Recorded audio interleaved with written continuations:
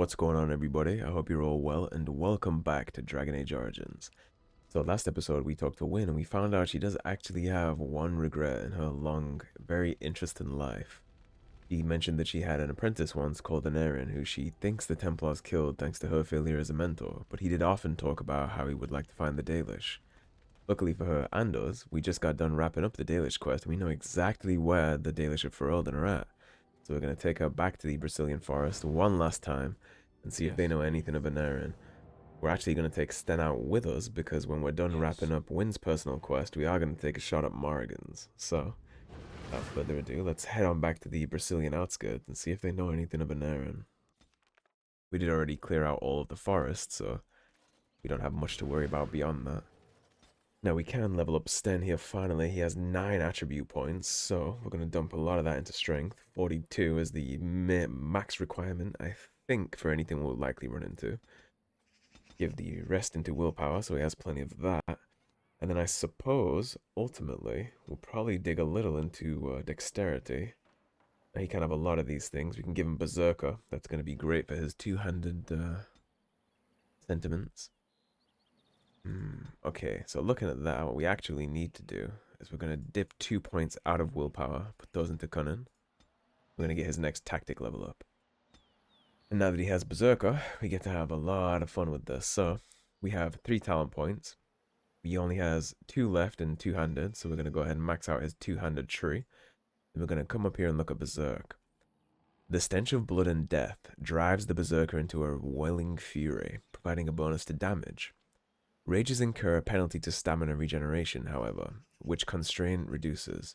Resilience adds a bonus to health regeneration in this mode. We're going to get his Berserk stat up. We're not going to play around too much with Berserk right away, but in the future we are going to be using that once we get more of the levels. Now I do want to dip briefly into here to take a look at some of this. So, the Berserker gives you 1 armor and 10 mental resilience. The Juggernaut, excuse me. For the armor, we get all of these juicy resistances, which of course we're going to want. The plate boots, again, just a flat increase on the Blood Dragon armor. More resistances, which makes him great for big boss fights, which is actually where we're going to be taking him. Flemeth has a lot of abilities she's going to be casting, so his kind of resilience to that is going to come in very, very handy. Plus, he just looks cool. Like, look at this very large individual in a shiny plate suit. I did mention before, but that is my favorite looking plate set in the whole game. It's so beautiful. Alright, now, Were you really in that cage for 20 if we're gonna look for somebody who would know something of Anarin, I can only really think of 2 people that might know about him. We have Leliana over here, and then maybe the storyteller. Good days, I posed riddles to the Considering this offering quest them icon, I treasures imagine in it's him we need to talk correct to. answers. Really? You did it, outsider. You saved us from the ravages of the curse after all. May the creators bless you, truly. But Zathrian is lost to us, after all these centuries. He died heroically, I hope. Yes, I believe he did. I would like a happy ending to his tale. He will be a role model for many Dalish children to come. And now, Keeper Lanaya prepares for us to enter into war alongside the humans. I never thought I'd live to see the day. I, for one, look forward to fighting against these Darkspawn creatures. Do you now? Let's hope you return and tell us all about them. As for you, outsider, I expect I'll be telling tales about the Grey Warden one day, I would hope so. Now, Zevran didn't exactly die a hero, but it doesn't hurt to boost the Dalish morale. They do live in folktales. If we can give them a keeper to look up to and embody the ultimate decision he made, not the ones before that, then that's good for everybody, I think.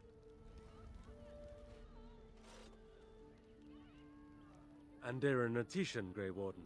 Join us at the fire if you like, but haven't you got a war to get to? Have you ever heard of an elf named Anarin? I appreciate you trying to find him, but what are the chances? Anarin the healer? You know Anarin? He lives? No, it can't be him. Perhaps it is a common elven name. No, I know of only one Anarin. Ah, it makes sense. Anarin said that he was from the human cities. You are old friends, then? Where is he? Is he in the camp? If you seek an Aaron, you must venture into the forest.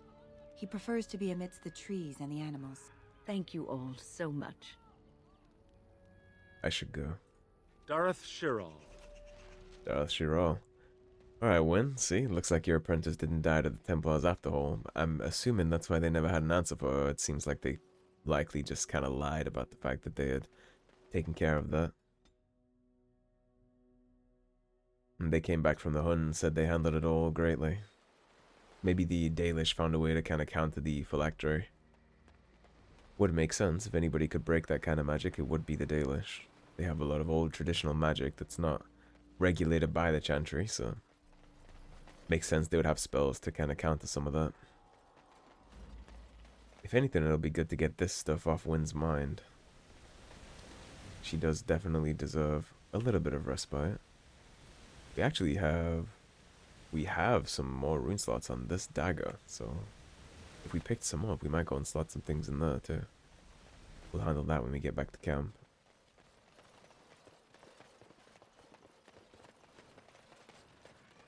This is the fastest way to get to the part of the forest we're looking for.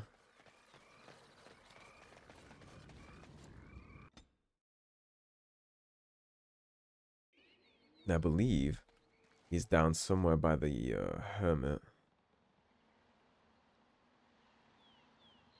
We'll go take a look. I think he's down close to the hermit by a little campfire. Yeah, doing things like this, especially considering we have such a large battle coming up, it'll be good to get everybody's mind focused on the fight ahead. You know, Wynne has had a very long, fruitful life, and she has one regret, one thing that's lingering in the back of her mind. If we can get rid of that for her before whatever happens, that'll be good for everybody. Keep her focused, keep her eyes on the ball, so to speak. It's the Maleficar we took care of. We still haven't gone back to turn that in yet. And here's her apprentice, very alive and very well.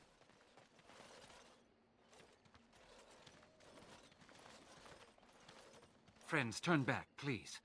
These woods are a danger to those who do not know the paths. An Aaron? Wait, I remember your face. But younger, more impulsive, stern. Wynne? I thought they had killed you. They very nearly did. The Templars found me while I was searching for the Dalish. They ran me through and left me for dead. I brought this on you. Oh, I was a dreadful mentor, harsh and impatient. I am sorry for the way I treated you. I've put that behind me, and you should too. I didn't fit in with the Templars in your chantry. My path lay elsewhere. Irving is a reasonable man. He will find some way for you to return. The Circle needs new blood. It needs to change. I have fond memories of Irving. He was always kind to me. I will consider your proposal, and perhaps I will speak with Irving. However, I promise nothing. Now, it is getting late and you have much to do. You should be on your way. They actually ran him through and just left him for dead without confirming the kill. I assume either he healed himself or the Dalish found him and healed him and then took him in. You see he has the Valis lean on his face. We could stay longer if you wish it, Wynne. No, we've spent enough time on my personal affairs. It is time for us to move on. Look at this. It's the hardened sap of a tree native to this forest.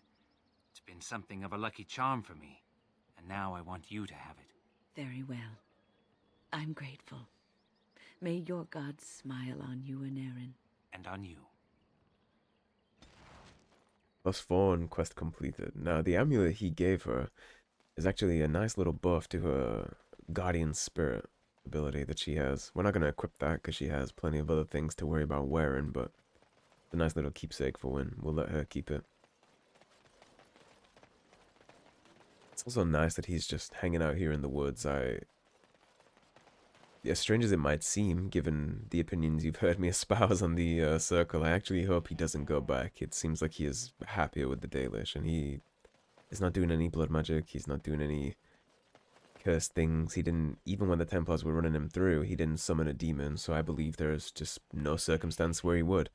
It's like I said while we were in the Circle Tower. Those mages can scream persecution and that they were fighting for freedom all they want. But if somebody would summon a demon or resort to blood magic for one thing, They would do it in a myriad of situations.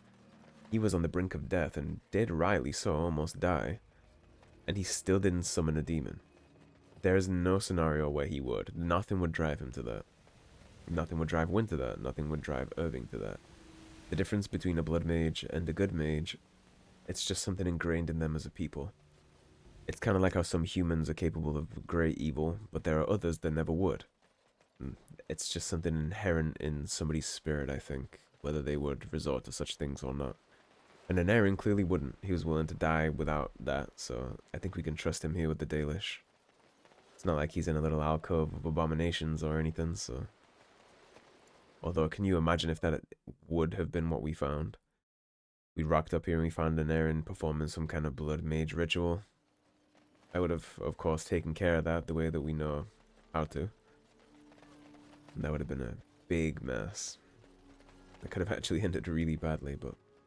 Thankfully for us and for Wynne, he's a good man. Leave him to his peaceful studies here with the Dalish. Ever talk? You know, make polite conversation just to put people at ease. You mean that I should remark upon the weather before I cut off a man's head? Never mind. Have I mentioned how much I like Sten? This should be easy enough. Alright, now we're gonna go all the way back to Flemeth's hut. See what Flemeth has to say about this ritual that Morrigan learned of.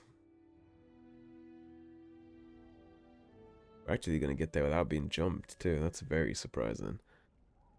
Now this fight is very hard. We are gonna drop a save here just in case I can't get this done at this point. But we're gonna give it a good old college try. And so you return. Lovely Morrigan has at last found someone willing to dance to her tune. Such enchanting music she plays, wouldn't you say? We know your little secret, Flemeth. Which one, I wonder? What has Morrigan told you? What little plan has she hatched this time? She knows how you extend your unnatural lifespan. That she does. The question is, do you? Ah, but it is an old, old story. One that Flemeth has heard before, and even told. Let us skip right to the ending, shall we? Do you slay the old wretch as Morrigan bids, or does the tale take a different turn? She's just not willing to explain anything of what we found out. Just cast more dispersion upon the whole thing. What do you propose? Morrigan wishes my grimoire? Take it as a trophy. Tell her I am slain. That would be very dishonest. And what happens to you? I go. Perhaps I surprise Morrigan one day. Or I may simply watch. It would be interesting to see what she does with her freedom. Enlightening, even. Would you give an old woman that? You think she will believe that? We believe what we want to believe. It's all we ever do. And what do I get out of it? You get to keep her for a time. Okay, that all seems like it has a very sinister undertone, and she has given us nothing. Now, if she had been more willing to talk, maybe this would turn out differently, but she basically told us to blow it out of her ass and just called us a fool. She refuses to explain anything, and she has openly admitted that one day she would surprise her and that we only get to keep her for a time. I don't know when that time expires, and honestly, I'd rather not be looking over my shoulder while we deal with the Blight, waiting for Flemeth to ambush us and take care of unfinished business, so we're not going to go for that. Shame. What will it be, then? Now you die. It is a dance poor Flemeth knows well. Let us see if she remembers the steps. Come, she will earn what she takes. I'd have it no other way.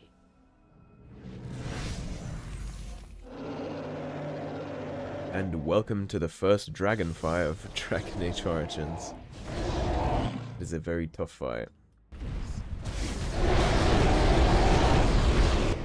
We're gonna need Alistair to be doing all kinds of goodness here. We're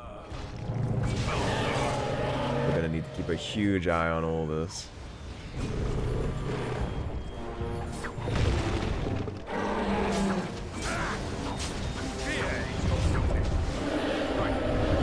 trying to chop her down. We need to keep an eye on everything that we're doing here. Everybody's health bars need to be kept an eye on. We need to make sure that Alistair holds as much aggro as he can all of the time.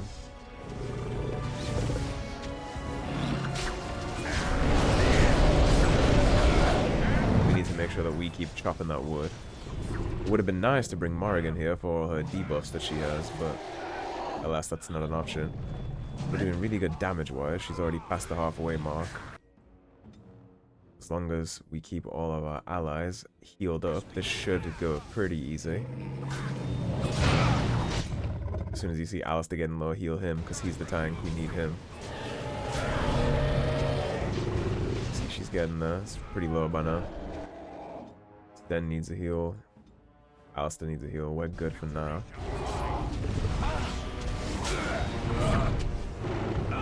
Really close to being dead. And there she goes. And we got the finisher.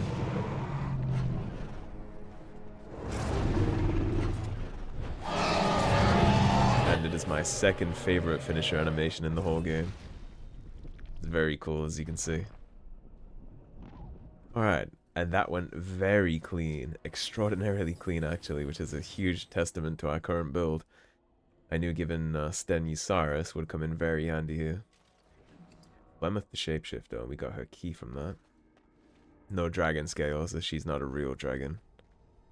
Although when she said she turned into a giant bird and clutched us from top the Tower of Ashal, I don't think it was a bird that she was in. I believe she probably used this form. Especially given what happens at the start of Dragon Age 2. Back into this hut. It's kind of coming full circle here. There's a lot of those, actually, in this game where it's going to be coming full circle. Robes of Possession. You see, an interesting thing here is these are restricted to Morrigan specifically. You get 5 magic, 12 defense, 8 spell resistance, but -1 willpower and 20 cold damage. I believe the -1 willpower to be somewhat of a gameplay hint here that there's actually some truth to what Morrigan read. Why would there be robes for Morrigan that Flemeth has that saps her willpower? Would it be that she might want to convince her to be possessed, or just possess her by force, and sapping her willpower is a good way to get that? And of course we have Flemeth's Grimoire, the actual one. An old but lovingly cared for book, bound in leather of questionable origin.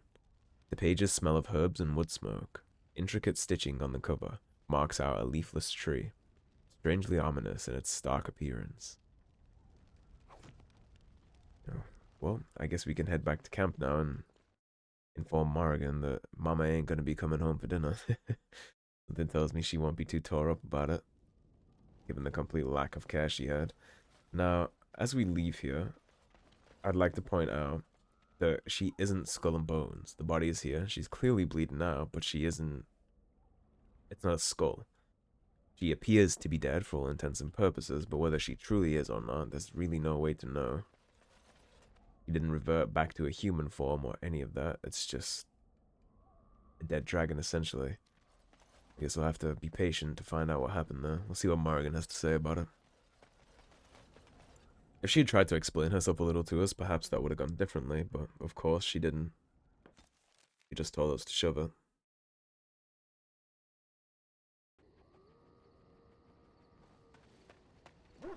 Alright, now I don't remember if we have to give the book to Morrigan as a gift or if we talk to her, so we'll try talking to her first and see if we have any dialogues about that.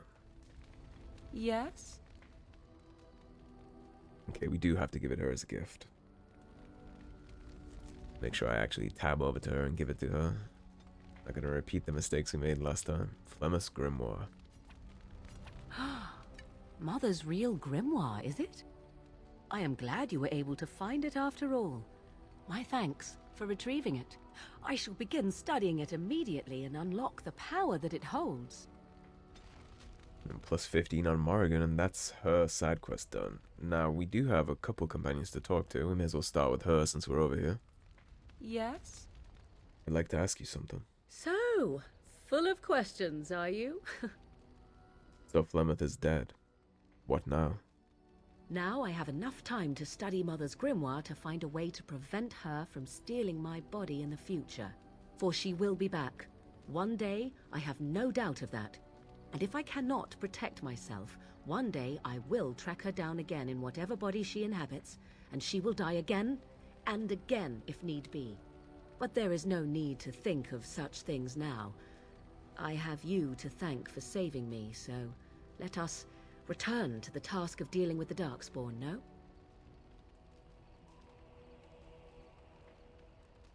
And you'll think of a way to thank me? So there's a lot of things here, so... I was thinking more what now between us. We have no idea what will happen in days to come, to talk of such things now. Let us go. There is much to be done before... There is still much to be done. You got a little nervous, though. Yes? I'd like to ask you something. So, full of questions, are you? There's nothing more in that dialogue tree. Yes? I'd like to discuss something personal. We're in camp, so 'tis as good a time as any. And we're gonna go ahead and give her a kiss and see how she responds to that. What's this? 'Tis a rather odd discussion you seem to desire, leaning in so closely. Humor me. Oh, it's humor you desire, hmm? I didn't realize comedy had anything to do with this. Only if we do it wrong. How true. Let us do it right, then.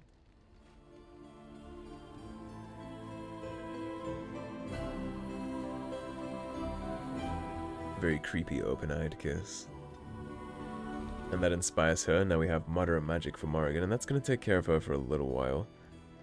Now, as I've been saying throughout this playthrough, Morrigan is one of my favorite NPCs in video game history, so it probably comes as no surprise to anybody that I choose her as the romance for this playthrough.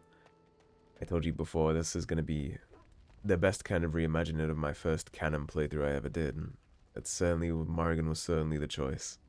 See if Wynne has anything about an Aaron. Thank you so much. You're welcome.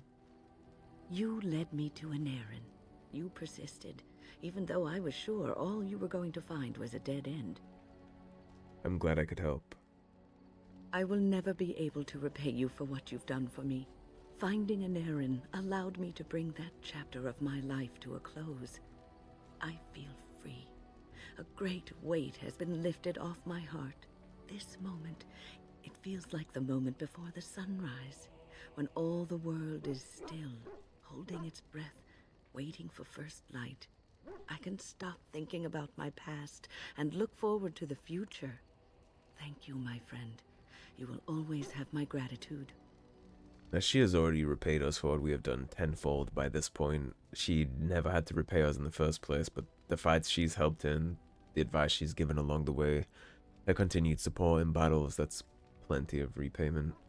Even if it was necessary, she would have already hit way above the quota. Something I can help with? I'd like to talk about Yes. something. What's on your mind? He doesn't have anything. Right, so now, our gift inventory is getting a little out of control here, so we are going to go ahead and get some of this out. Leliana, you can take Andraste's Grace. Oh, how Gonna dear be another of you. +7 for her. Thank you so much. I gotta try and kind of guess. I know Sten likes paintings a lot, so we're gonna give him a bunch of these. Unexpected. Thank you. Indeed. Portrait of a Goose Girl. Unexpected. Thank you. He definitely likes the paintings. We have Friendly at a +94, and it maxes out at 100 here, so Sten is very on board with the fight. Leliana is at 67. She's doing great with us too. Morrigan is at 51. She's just interested. She does like jewelry. We know that for a fact. Fine gift. Another +7 have for my her. thanks. Now the white runestone. Was the white runestone for Wynne? I don't recall. Most kind. It wasn't. Perhaps that was for Alistair. What is Alistair at? Speaking of the man himself. He is a 73. What could we possibly give you that you would appreciate, Alistair? The Guarans of Ferelden, and I think maybe you would like that. Oh, thank you. That's +3. very nice. He didn't like that. The Rose of Olay appears to be a book about a woman named Lady Talia Leone. Legacy White Shield. Peculiar and rare, single run of this spirit took color and what has optimistically been called flavor from lyrium. Okay, so that is an alcohol. We don't have the thirsty companion yet. And give him a demon statuette. Would you like that? That's a +7. He did like that a lot. He's at 83 now. Wow! Don't mention it. For Zevran, he mentioned the Dalish gloves that he has been obsessed with for a lot of his life, and we do have those for him. Gloves? You're giving me gloves? What for? They're Dalish gloves, like your mother's. Maker's breath.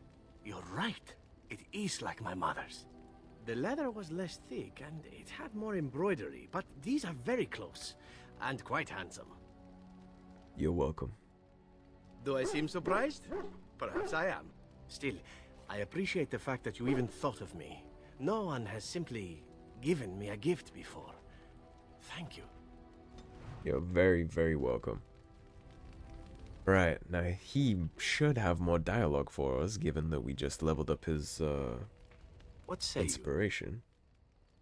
Care to answer some questions? By all means. So tell me about your adventures. My adventures? I'm hardly an old man just returned from across the ocean, am I? Should I shake my fist at nearby children while I talk about the good old days? It would be pretty fun to watch. I meant your time as a crow.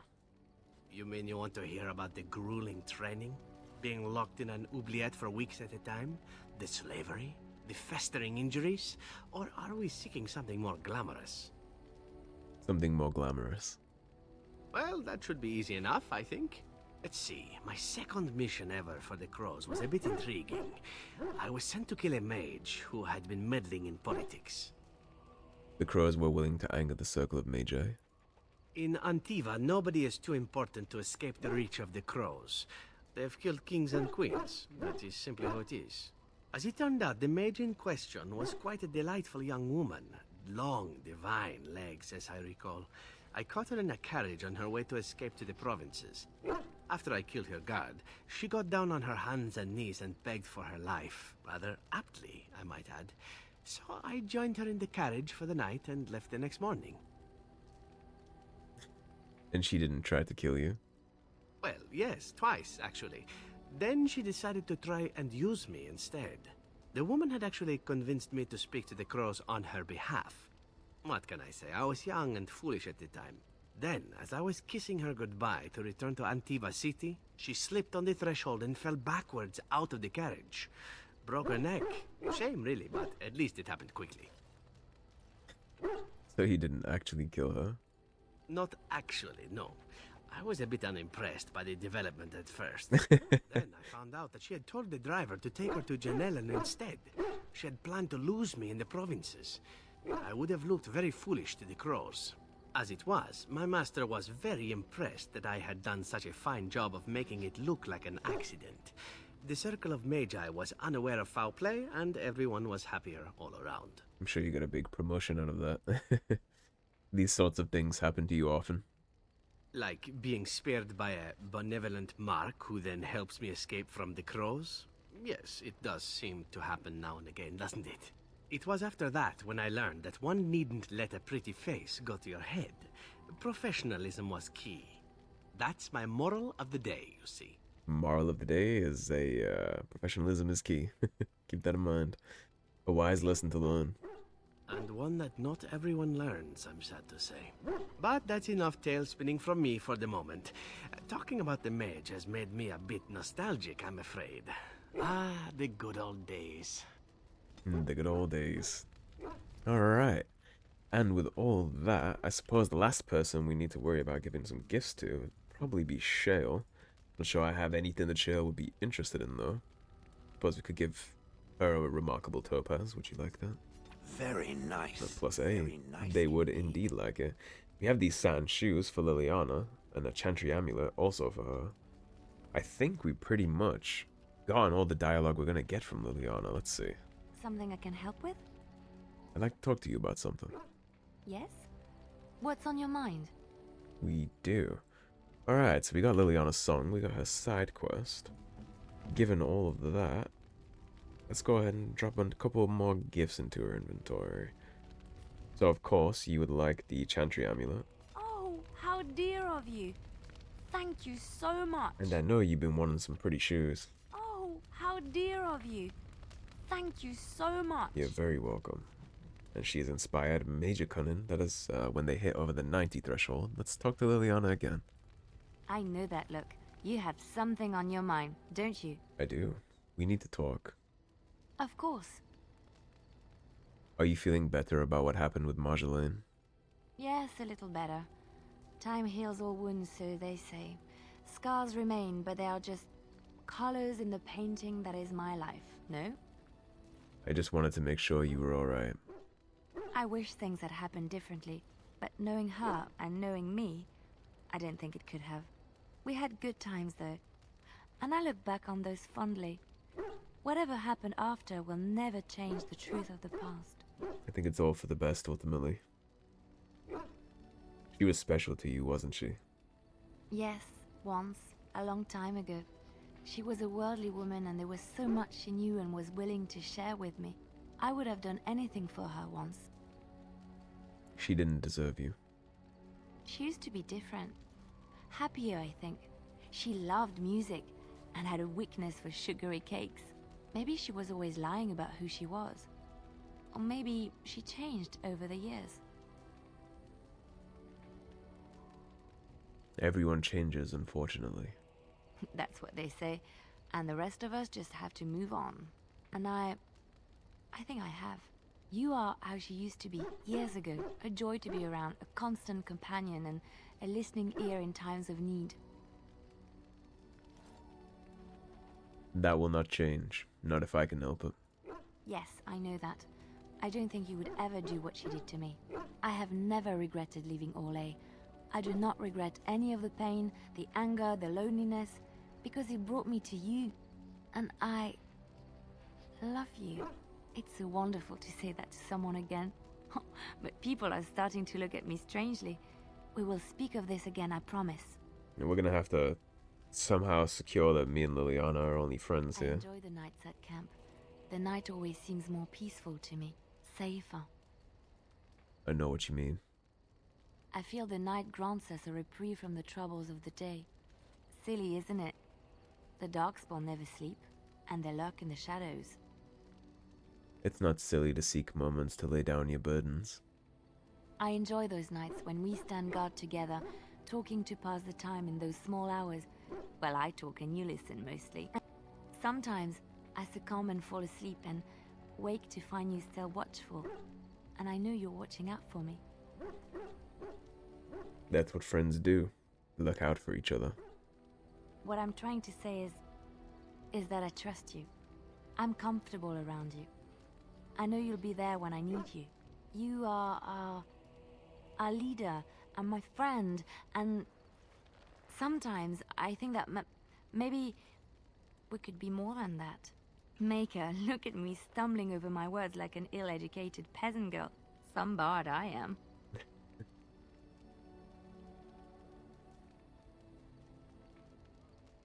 Don't change the subject. There isn't much more I can say. My feelings have been laid bare. You are very special to me. I really like you, Leliana, but we should stay friends. Friends? Right, friends.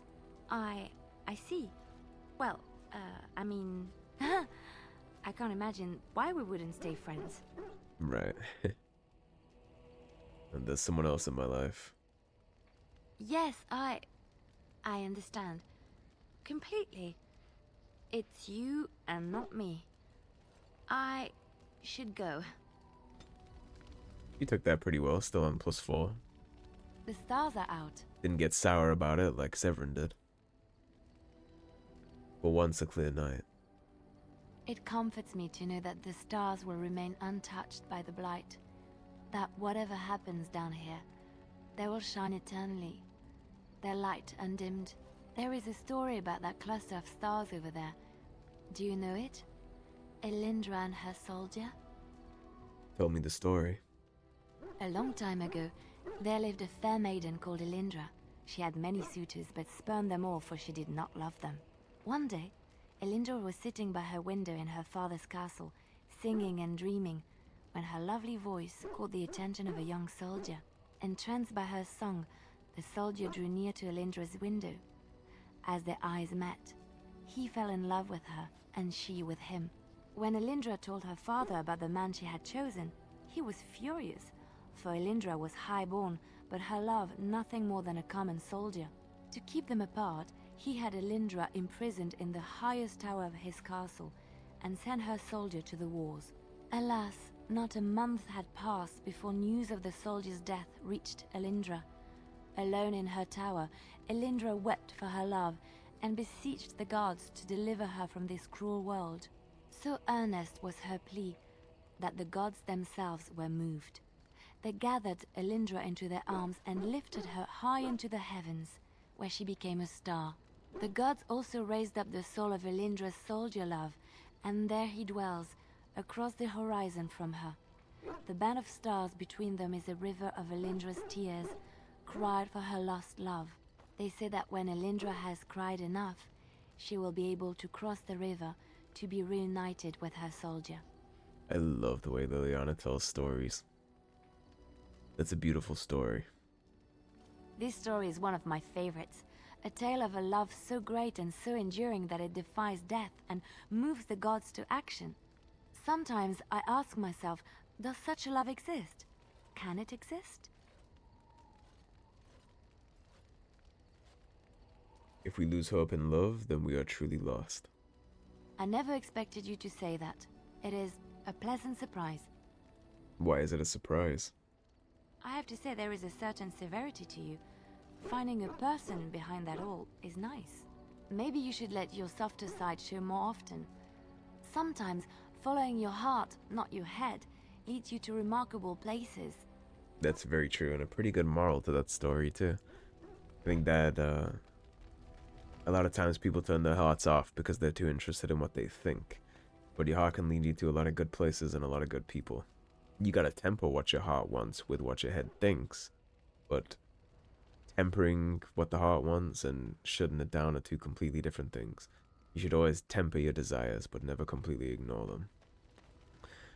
Right, and on that note, I think that's going to be a wrap for this episode, so thank you for watching. If you enjoyed the video, please subscribe, leave a like and a comment. If you want to support the cause and help improve the channel, there is a tip link in the description below. Otherwise, stay tuned and I'll see you guys soon with more Dragon Age Origins. Take care guys, have a good day.